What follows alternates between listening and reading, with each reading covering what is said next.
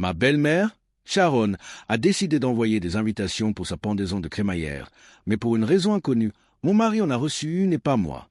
De plus, son invitation était adressée uniquement à lui, sans aucune mention de ma présence, ce qui m'a déconcerté.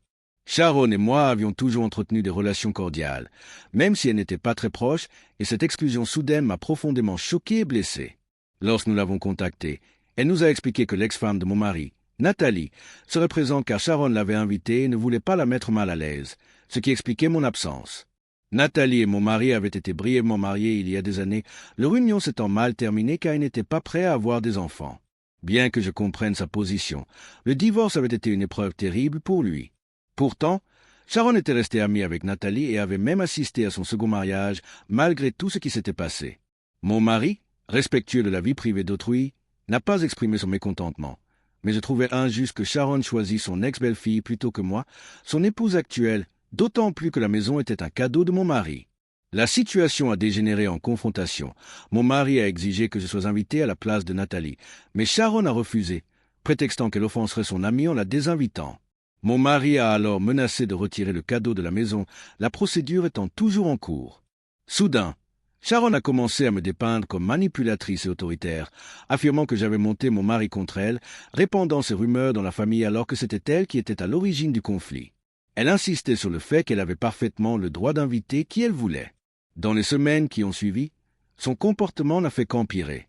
Elle continuait de nous dénigrer auprès de la famille, poussant certains proches à exiger des excuses pour notre supposée mauvaise conduite. Pourtant, nous avons choisi de garder notre dignité, refusant de nous abaisser à son niveau et de ne pas engager la conversation, tout en observant sa pendaison de crémaillère de plus en plus morne et isolée, où seuls ses amis proches étaient présents.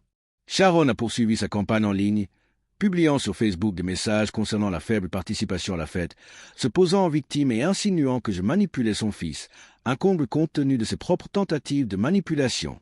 Mais la plupart des membres de la famille ont perçu la vérité et l'ont ignorée. Malgré ses efforts constants pour nous provoquer, mon mari et moi sommes restés fermes, refusant toute confrontation, sachant qu'une réconciliation était impossible sans excuse de sa part, ce qu'elle n'avait aucune intention de faire. Finalement, elle s'est présentée chez nous, sans doute pour affirmer son autorité ou forcer la conversation. Nous avons insisté sur le fait qu'elle ne pouvait pas entrer sans s'expliquer sur son comportement. Face à son refus de s'excuser, nous lui avons fermement demandé de partir, en réaffirmant que c'était notre maison autant que la sienne et que nous ne tolérions plus aucun abus ni manque de respect. Pendant la confrontation, elle a crié, proféré des injures et insulté chacun de nous, y compris son propre fils. Nous avons tenu bon, préservant notre dignité et gardant le contrôle de la situation. Après son départ, il est devenu évident que toute possibilité de réconciliation était perdue. Les semaines suivantes, Sharon a tenté de regagner notre sympathie en publiant des récits détaillés sur les réseaux sociaux, se faisant passer pour une victime et me blâmant. Mais ses actions se sont retournées contre elle. Les membres de la famille l'ont dénoncée, l'isolant tandis que nous restions au-dessus de cette situation, sans nous abaisser à son niveau ni la laisser manipuler les faits. Finalement, la situation s'est résolue d'elle-même à cause de ses propres erreurs.